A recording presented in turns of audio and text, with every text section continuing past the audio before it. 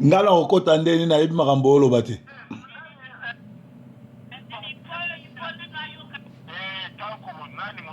Bazon sango pa Likembe.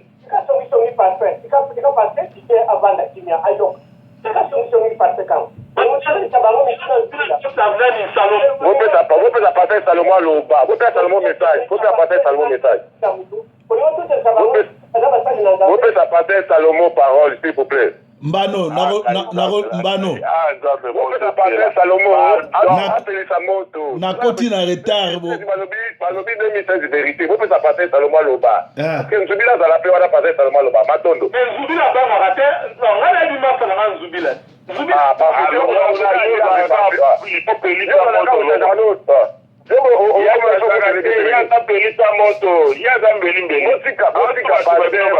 Salomo apelisa moto pour nzubila bazala na yoka ndenge bafunda Marceline Pasteur Salomo pla lobela yango. Mais Mario mutafunda Marceline ye mutafunda ba kolabo aza kolabo à travers nande kone bienvenue bafunda ba Marceline bafunda ka bato bodoki ndenge bazomba na balobite Odomona akobe na Mario, bilo bolike ngala panda kala. Non. Pourquoi bilo bolike na lobate? Pourquoi bolike na lobate? Kasi Mario za muta koti libala pa mona mwasi kati. Wa benga Mario liyo wana.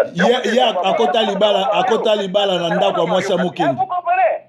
Akota libala na epa ya copine passagère mokeni. Yango na za Mario. S'il vous plaît. Boyete moto moko soki bolingi bosala ngolo kola conférence à kilo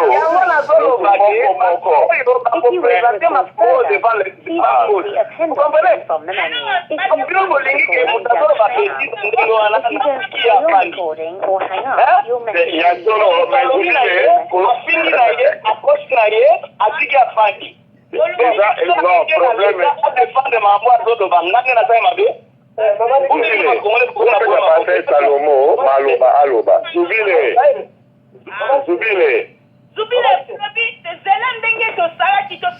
komone Nzubile te komone Mario Kikwata aza tala face ne bomona elonge kuba eza ye kolabo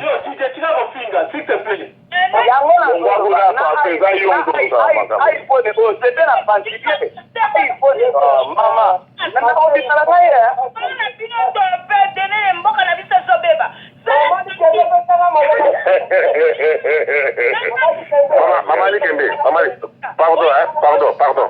Maman Likembe. Azo yoka. Maman Likembe na lobi boya. Tout tika na kofinga za na mabe d'abord.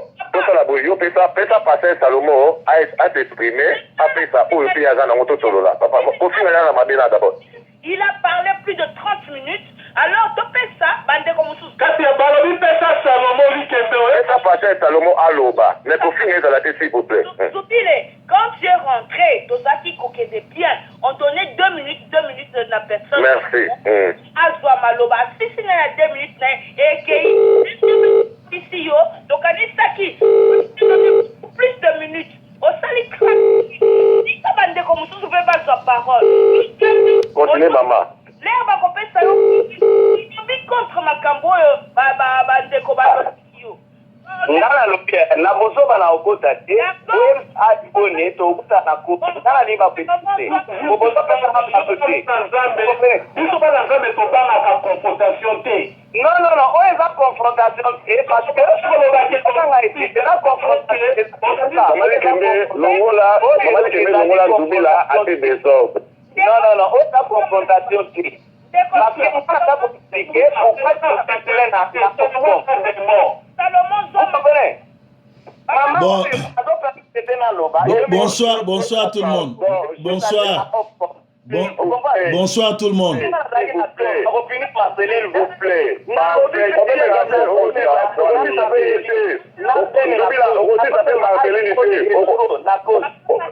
Jobila, aussi ça fait Marceline, oh ça les a pas maman,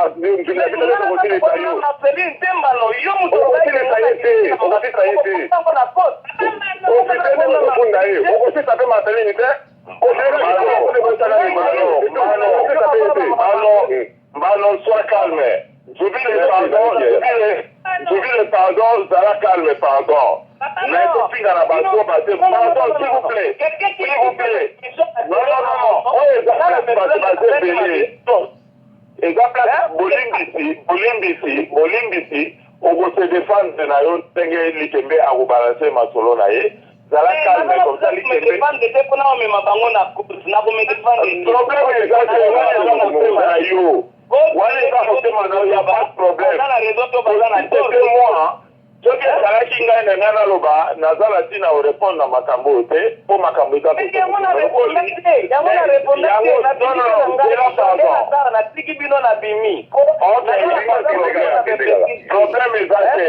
est lokola yoki ke proverbe ye fois kende. Maman Likembe. Oui, Nassim Malobate. Zubila, si tu n'es pas content, tu sors. Donc, si Maloba est pas à Samson, bon, pasteur Samson, bonsoir, bonne année. Oui, bonne année, pasteur. Ngai na koti po nani parfait na lingaso ko tate po buzo beleki mingi. Bozo se rendre compte qu'année passée, je crois qui vers novembre, le même monsieur Nzubi Lao Mario, alobaki ki akofunda nga na côte, alobaka ofunda na côte, mais ti lelo tozo ata lettre à juge teninte. Le monsieur, j'ai cru que Azaki Moussa Nanzambe ndenge to collaborera na Moussa Nanzambe pa France place Azali na Belgique mbote na collaborera na batno surtout bien, mais j'ai remarqué que Azali collabo, Azali ennemi à ba congolais. Moussala sala kako funda ka batuna ofcom yali agence moko yali a soki para ko makambo yekaka na TV. Afunda ka Marceline, afunda ka batunyo surtout do azo sala musala ya kanambe, c'est-à-dire Marceline aleka na TV musani ya sala ka dénoncer ka makambo ezoleka na Congo. Boye Nzubila lobi aza pasteur, aza pe alobaka aza combattant. Pourquoi afunda ka Marceline? Pourquoi komakuna Marceline aleka na TVT? Donc azali espèce ya batu oyo azana irresponsable. Allô? Azali irresponsable à Sundola Mwasina Bana na Kinshasa, aye à Kota Libale pa ex ya Albert Mukendi. Donc avant d'akananda kwa mwana mwasuana, pe musala ne kofunda ba Congolais. Je crois mbano ako expliquer bino makamutu. Yo iPhone, yo sana bonite. Bapesi na malobate zelanga na silisa donc musala na ye kofunda ba Congolais oyo bazo dénoncer musala ya Kabila azo travailler nande konaye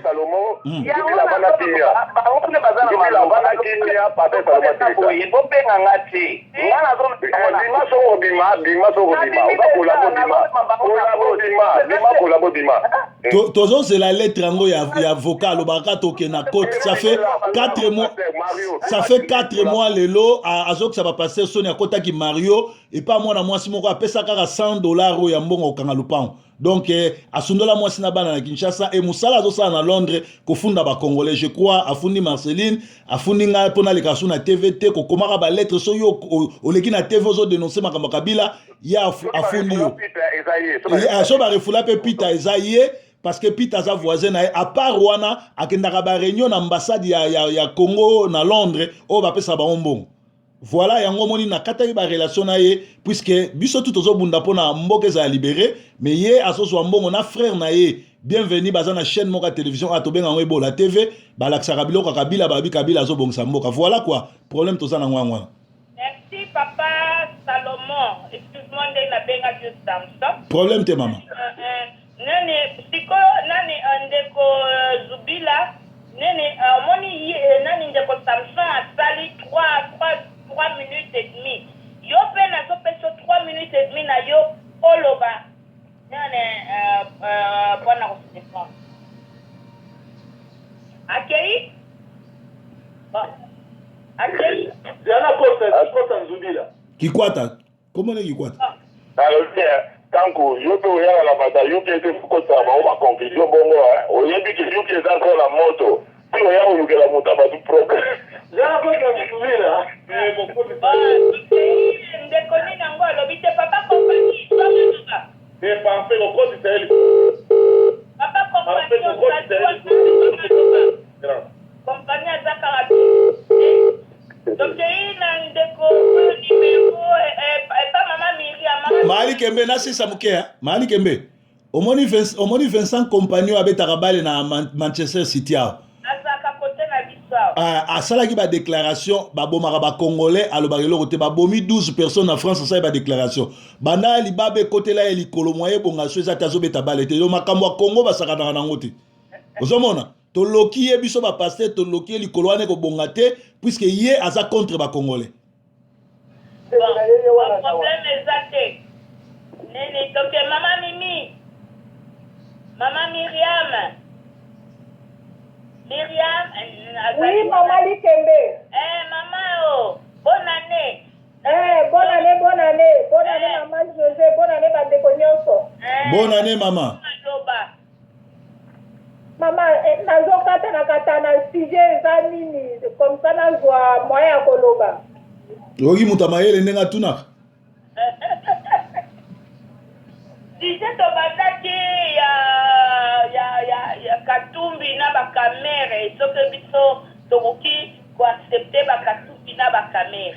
Alors pe ko kwaya na ba sujet mususu awa boye pesi omoni ozalaki wana ndenge débat epesami makasi awa bapasteur oyo baza kofunda batu enfin nene en général je sens que eza ide moko bakolabo babiloko bakolabo alors yo moko mpe olandaki yango bon nakoki koconfirme te mais olandaki yango mais sujet tobandaki ezalaki mpo na Katumbi na bakamere voilà. En tout cas, merci mingi maman, merci na bandeko pe kopesa ngai mwa minute oyo. En fait, lokola nakotaki sima, donc nazali pe kokatana na koti na katani na landaki peza mpile sujet ya bandeko te. Mais bon, na ndenge opesi ngai nini sujet ke makambo ya Katumbi na kamere, soki toko kosima bango.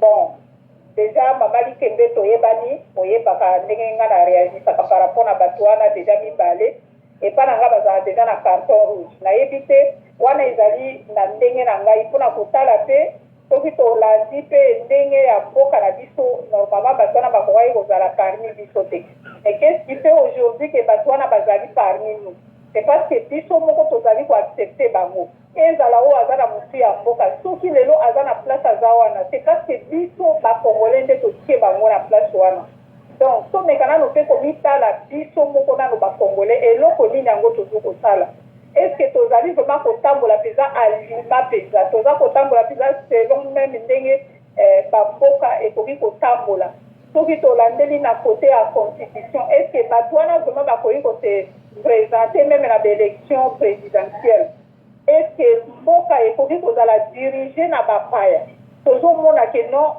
ezala même na baniveau ya bainstitution ebele na Congo bato baza likolo nango eza bato oyo baza vraiment bacongolais d'origine te donc likambo wana il faut kotala yango mpenza de près position na ngai ezalaka claire mama Likembe oyebi ngai mpenza bato wana bakotaka nga na motema te ce n'est pas que nayinaka bango mais tolanda mpe logique ya makambo ke na mboka bato okoki koya mpe osali toza na bamboka tovandi lelo na mikili ya poto nakanisi eza mpe na balimite nango eza mpe na makambo mosusu oyo okoki kosala na oyo okoki kosala te baloi oyo ekoki kozala respecte baconstitution ndenge bakomaka ezalaka donc bibilia ya mboka ya bato c'est-à-dire qu'il faut tout appuyer na yango mpona mibeko ekoka na kosalema kolanda lelo na partage mwa eloko moko boye parole moko ya mama Landu vraiment nazwika yango par hasard akomi alobi Kanambe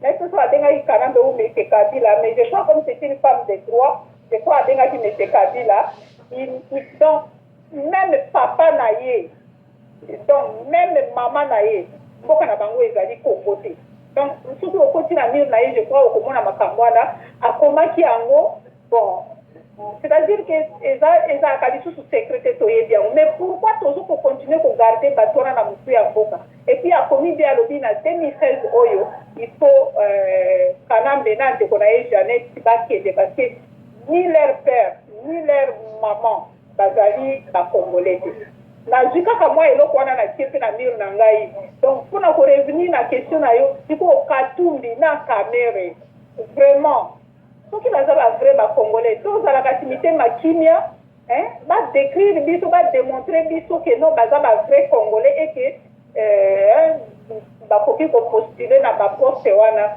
ya motu ya mboka kati yo te vraiment s'il te plaît mais kombo Katumbi eza koma bacongolais ah mais oui mais eza mpe na barwandais ebele bazwa bakomba bamakenga bazwa bakomba bakanku donc estce kombo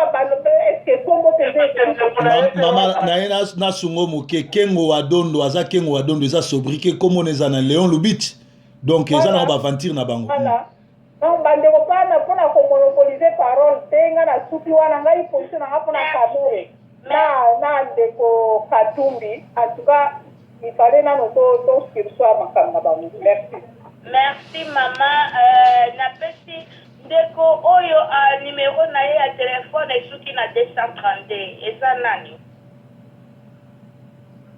ndeko oyo numéro na ye esuki na 232 jokoza Muzadi Kalala papa Muzadi ozali wana ngai te ndeko numéro esuki na 700 bala komi ndeko numéro ezalaki ngai eza numéro na ngai 232 joa malo. Merci beaucoup. Na yansi idée yango eza partager na bato. Mais toyebaka ezaka na devise moko mboka na biso eza occupé. Mboka oyo eza occupé, avant tout pour que état de droit, il faut bosokola mboka wana et comme bien bongo état de droit. État de droit bata yango likola fotofoto te ekozala biso makambo esala biso na 60 oyo tomona ndenge mboka na biso ekrisa mpe na lelo ndenge ekoma. 60 ezalaki bacongolais bango moko mais bafandaki esika moko te batunaki malamu te bakomaki kowelela leadership. Or leadership ezaki mwana mosala ya bapeple biso tokoma omonaki leadership eza lokola titre moko boye so bati okompepe na nzambe to okomi ange moko ya nzambe. Non, leadership ezaki mwana mosala ya peple soki toyebi yango ndenge wana nakanisi towela te tokozela motu na motu asala mosala na ye. Mais pour un problème na biso ya bakatumbi et consort bandeko ti balobi yango na koloba Katumbi nationalité na yepa prouvé biso ndenge nini nazwa yango de deux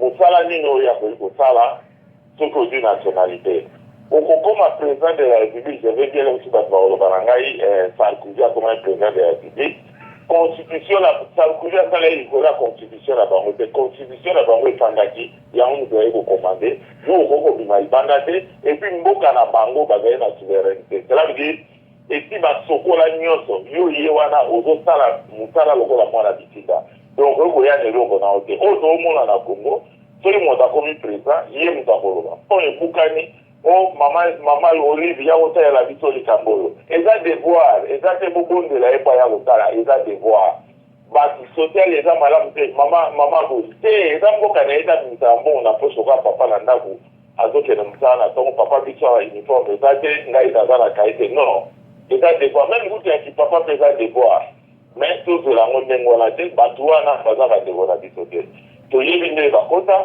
toyebi bavantie basala toyebi ndenge babombana toyebi ndenge bazala bapion mpo na likambo makombo koko eza eloko okoki kochange bato ebele na bafoto awa bakombo babengaka bango eza bakombo na bango ya solo te mais kombo yango ekenda mpe esika na bongo nani oyo akozwa ata ya kolanda yango non basalaka outa wapi bakoki kopesa o kombo ya camarade ya papa na yo bakoki kopesa kombo n'importe comment yango te moto kolakisaki oza congolais kombo tu d'abord ça dit rien biso nyonso ya babantu par exemple nga kombo na nga mbala soki na Cameroun omona bambala soki na Guinée omona bambala siko Guinée wana oko akomona mbala efaya kaka azwi pouvoir po komona eza bakongolais non tosala likambo eleka na Guinée na baannée 72, 72, 74. Ce qu'on t'a dit à Kenya, morphologie n'a pas eu de rôle en Ghana. Mais les autres aussi à Kenya, morphologie est comment elle va qui. Alors, tout ça, la erreur, c'est que l'on va beaucoup écouter la biso, qu'on a comme monopolisé par eux, c'est la Sioana. Donc, tout ça, président, par exemple, la bisoté. Merci de Konanga Imbala. Napesi papa na biso totika nanu tolingite ba morphologie wana etonda parce que nani na Congo nani 89% ya ba congolais baza na morphologie ya ba bantu. Papa oyo asuki na numéro 709 na banzeza papa kala la joie malo. Bon, merci maman na malobo pesinga. Problème ezali awa ezali kaka ke kotia na nzela soki toza na nzela te toza ya kopunga tokotinika kopunga masomo tozala kopunga lisolo ya kopunga nano mosu nazoyoka awa eza lisolo ya occupation. Congo eza jamais occupé. Occupation nakopesa exemple. Occupation ezali ntango arme ya mboka mosusu eye na mboka songolo mboka pakala ekondi mboka wana evandi wana ebandi kotia bibeko esika wana ndeko nanga depuis 1997 armée rwandaise ekota na Congo ebanda kokonza oyoki buzoba oyo ke erotika moto aloba silisa so babandi koloba apata ndeko na ye wana buzoba soko komi ko délirer ozolobake occupation eza na mboka te pourtant depuis 1997 et ba rapport esalama ke armée rwandaise na ougandaise envahissa Congo yo viva ozo vivre na planète nini nalobi yo za kolabo yo bafuti yo combien pour le babiloko ndenge wana olobi nani wana Salomo zalaka na resto musa za muninga na hote aza mkolo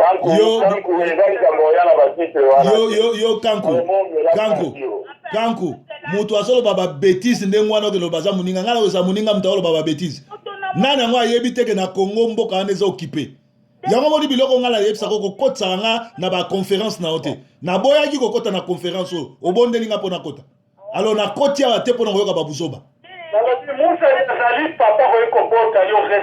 problème eza ya kobota nga te me aboti nga te problème yali ya baidéologie aza nango koma akowangana mboka na biso eza occupé te te nasalaki motion parce que azo déconne. Maman Joseph. Bien sûr pour nazako loba bien mais ya lobi mabe est-ce que yo maman li kembe oyebi te ke mboka wana eza occupé. Ok. Salomo, pardon. Salomo. Nasoyoka. Za calme, pardon. Ok. Pona kata mokuse. Na ringi Salomo, oyo ya telemi ya lobi.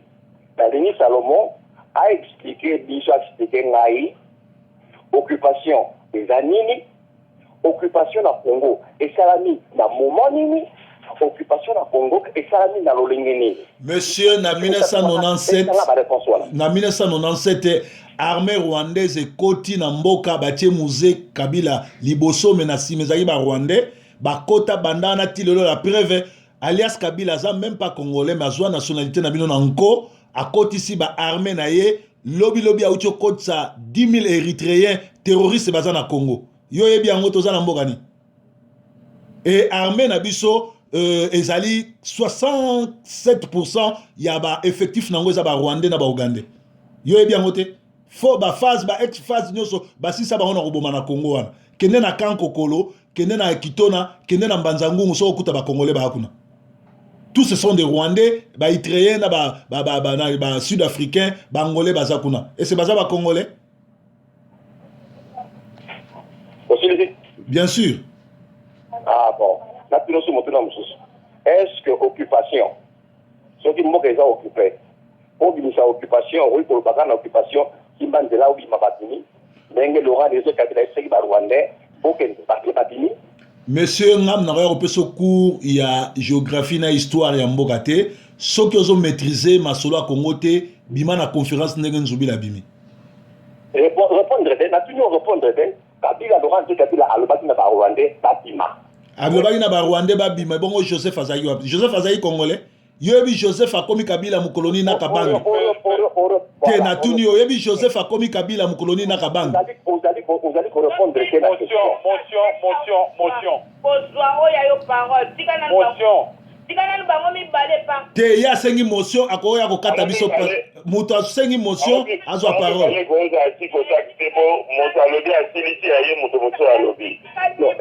c'est important pour la trouver parce que notion wana boya na nguke ya occupation et d'aller force Papa Sofre. Nene bazana 3 minutes bango mi balé. tika sauf que ça kota akata makambo po ye azo solo la bien a maîtriser makambo ya Congo Aussi ça na mi balé. Non, s'il vous plaît, maman Nanga, c'est le moto à vous répondre, Azali à vous répondre. sauf que soit parole please merci parce que d'accord ado pesa pesa ba définition ya mo occupation na kasi biso tozana ba créer na poste ordinateur occupation ba le baron tango ba citoyen ya mboka bazali maître ya mboka na bango te na moment où mboka na bino bozali na maître ba monsieur bazali ba maître ya mboka na bino c'est-à-dire présidence ils sont contrôlés par les étrangers justice ils sont contrôlés par les étrangers Sénat na parlement parlement ils sont contrôlés par les étrangers la frontière na bino ils sont contrôlés par les étrangers même si bato baza pour mettre un moment na bazalité que il faut bazala majoritaire na mboka wana parce que ba militaire baza occuper Congo non définition est claire on parle d'occupation quand les étrangers sont maîtres de votre pays. mais d'ailleurs le jour et puis nous allons répondre à d'autres informations du moment où début 1997 Laurent Désiré Kabila a fandi na étranger na Kenya pardon Tanzanie na Kigali quelque part bakomi mokanda oyo biso toyebi eza pe disponible na internet po babengi yango bakor ya lemera soki otanga yango malamu omonake mboka na biso apati ya document wana epuis na extension na document bakomi na Addis Abeba mboka na biso dire ke ezali sous occupation te moto wana azali congolais te parce que tala d'abord symbolisme drapeau na biso comparé bleu drapeau na biso actuel oza koflotte na ambassade et puis na Nations Unies comparé yango na drapeau oyo nani Lumumba atikaka na bakasibu atikaka bleu nini eza na kati parce que symbole mboka ezaka na basymbole basymbole na biso eza lisusu ya biso te kobandaka na drapeau et quand vous dites que pour dimake mboka wana ezali sous occupation il faut qu'il y ait 2 millions ya militaires congolais na kati ya Congo président bien sûr eza na kati ya mboko ya Joseph Kabila qui est un Tutsi et que ba ministre bazaba soki ba ministre bazali bakomi ba Rwandais ba DG ya bakomi ba Rwandais nde bino bondimi ke pays ezali sous occupation au moins que quelque part bozali mpona clair te na définition ya mo occupation azokisika maloba bon na répondre Nene, Congolais, bino boza un peu moutou, ça là vraiment bien dit. Nene, quand on regarde, nene, ndenge Congo ezako marché. Tozo on na kati ya population, nani ezali ba policiers, sont des policiers congolais. Hein? Bazali wana na kati na population et tout ça. Alors, ce qui tolingi mboka na biso neni ba policier wana soki basangani bayokani baza défavorisé nene bazwaka mpe eloko te soki basangani na peuple kanyama moi je me demande soki azaka congolais ou pas na batu na ye na bakonzi na ye si le peuple ensemble na ba policier wana baza défavorisé basangani eza forcément kapité mpona kodétruire bato wana baza soki motion mama ndenge oza koloba siki oyebi nde mécanisme ya occupation ndenge marchaka te soki moto azali na contrôle na yo mama soki moto asi azwi contrôle na yo akozala na fasi na yo koma na chambre soki asi azwi contrôle na yo esili mais zonga na tozonga exemple ezali oza exemple le plus récent eza exemple ya France donc bolingi kobaki lere banazi baoccupaka France donc toute l'armée ozalaki na kati ya France ezalaki tema ya banazi donc il n'y avait pas de militaires français dans la France. C'est ce que vous voulez nous dire? Papa. Non, c'est pas ça. Bon, maman José, fais ça en Maloba. Maman José, fais ça en Maloba. Le problème est ça. Fais ça en Maloba, maman José. Donc, on a dit déjà deux reprises.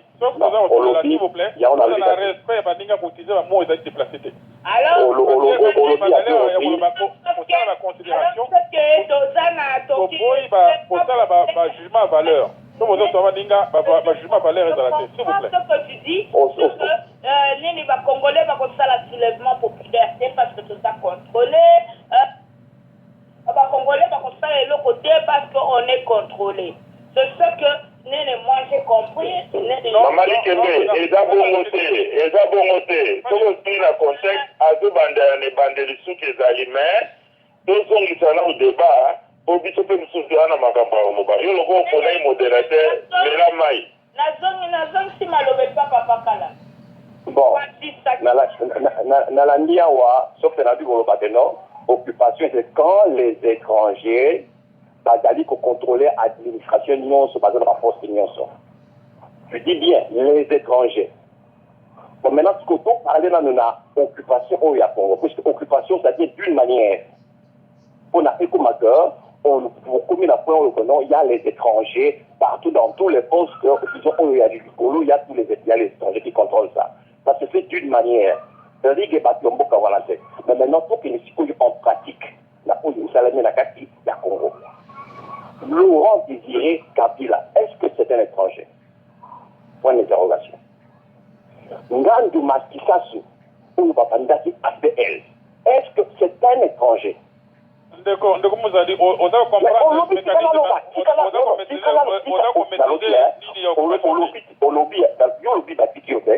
Pourquoi tu ne peux pas laisser aussi un autre à l'autre? Assis de ton point. Parce que vous avez répondu à mon appel, vous comprenez ça à mon côté. Je reprends à ce point-là. On oublie que non, il faut que l'administration de la contrôle étranger. C'est le point que je reprends. Après, là, on a le développement. Et je reprends à ce point-là déjà le développement. Tu l'interromps. Motion, s'il vous plaît. Voilà. Motion. Voilà. Motion. Voilà. Naina yeba. Zela. Naina yeba. Mama Likembe. Parfait. Nasengi motion. So nasengi motion, c'est-à-dire dans le 2 minutes, na tikelio. Il y a encore 2 minutes et puis... Ouais. Nangina tuna, est-ce que awa tozoa kolobela sur occupation à Congo, bien tozo songa sima solo ya AFDEL? Parce que kozong Samson Masilo 15 ans en arrière et pourtant makamezo ko avancer na ebité soki kozati na nini. Mboka mobimbe yebi oni ekomi ba rapport que Congo eza sous occupation, Kabila na ba Rwandais na eba ba criminel. Ezali rapport mapping ekomi yango ba rapport Gariston ekomi yango donc Moussa Dio ebi biloko wana te. Le rapport nous on jour bawana des rapports wana yo comme mititinda rapport à comme non Congo eza plus occupation. Makambo oyo bakomi na rapport mapping yo ebi yango te. Na lobby occupation wana te.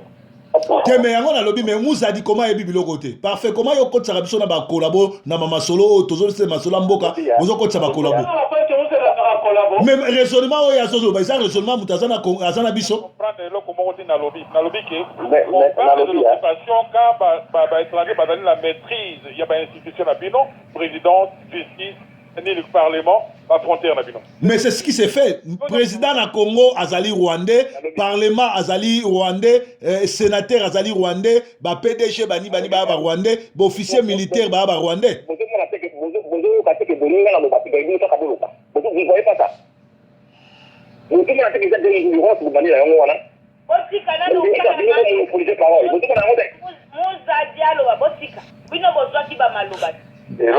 ont